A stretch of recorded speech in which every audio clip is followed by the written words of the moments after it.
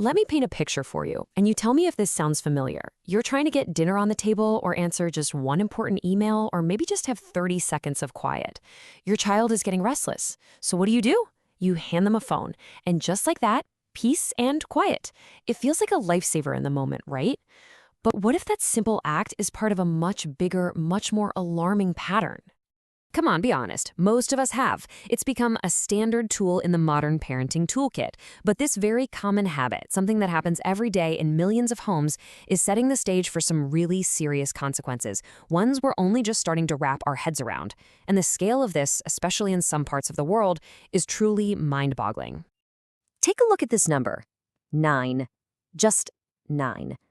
According to a 2022 Google survey, this is the average age a child in Vietnam gets their very own smartphone. We're not talking about borrowing a family iPad. We're talking about their own personal device. Let that sink in for a second. 9 years old. Now, to put that number into perspective, the global average for a kid's first phone is 13. That means kids in Vietnam are getting these incredibly powerful little computers a full 4 years earlier than most of their peers around the world. And that's not just a small difference, it's a huge head start into the digital world, for better and, as we're about to see, maybe for worse.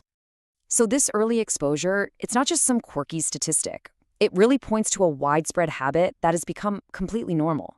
So let's take a look at what this new normal actually looks like in the day-to-day life of these children. What's really crucial here is the sheer intensity of the usage. According to Vietnam's Children's Department, a staggering 89% of kids are online every single day. And they're not just hopping on to check a message. No, we're talking about an average of 5 to 7 hours glued to a screen. That's basically the length of a full-time job for a child. And all those hours? Well, they come with a very real physical price tag. We all know about the eye strain from that blue light, but the damage goes so much deeper. Think about that tech neck posture, constantly looking down.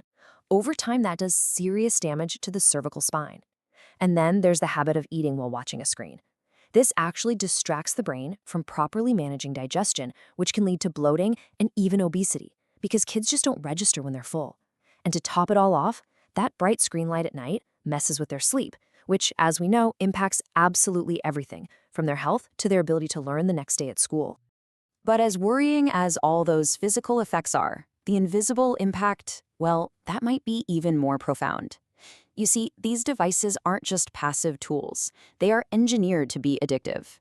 They're designed to quite literally hack our brain chemistry. And a child's brain, which is still developing, is especially vulnerable. Let's dig into how that actually works. It all comes down to one little chemical, dopamine. You can think of it as the brain's reward system. Whenever you do something that feels good, your brain releases a little bit of dopamine, and that makes you want to do that thing again and again. It's the chemical of motivation, pleasure, and craving. So the apps on these phones are designed to create this powerful, addictive loop that plays right into that chemistry. It all starts with a trigger, a buzz, a ping, a little red notification dot. That trigger signals a potential reward, so your brain releases a little hit of dopamine just in anticipation. That feels good, right? So you're conditioned to crave the next notification, and the next one, and the one after that. For a kid, this loop can become incredibly hard to resist. And get this isn't just a psychological trick.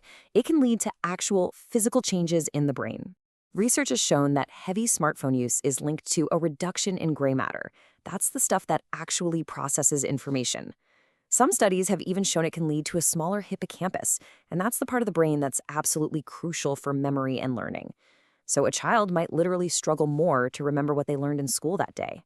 It's like we're outsourcing our brain's functions, and just like an unused muscle, it can actually start to shrink. This whole effect has become so widespread that it now has an official name.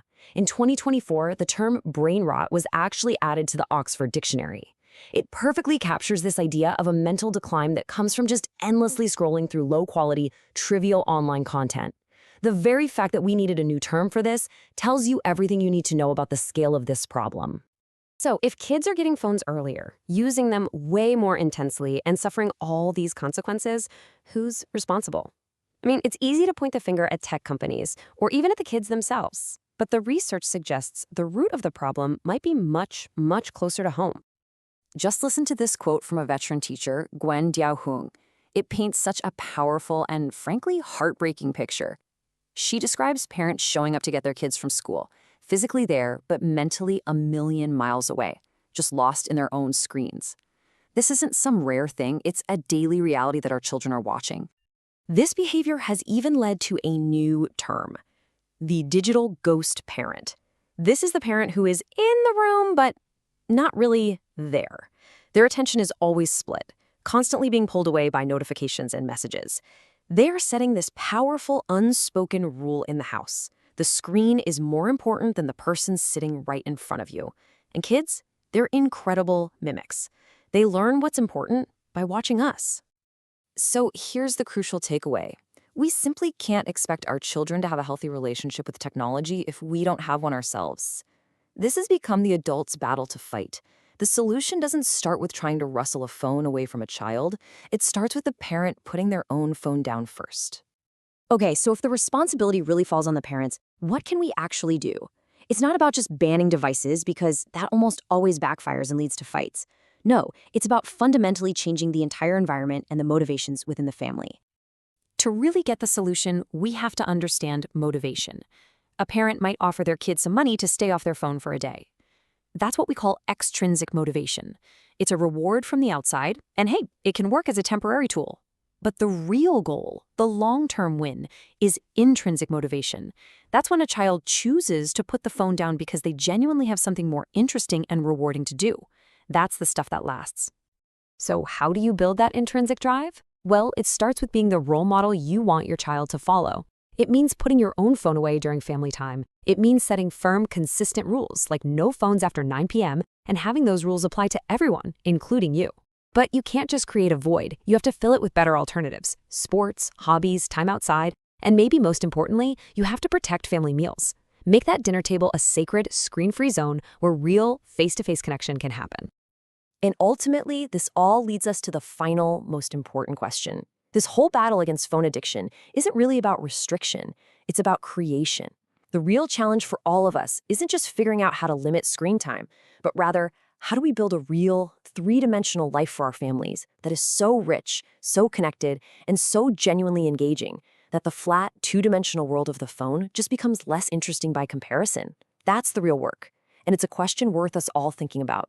Health is the most precious gift. If this video helped you or someone you love, please like, subscribe, and share so more families can stay safe and healthy.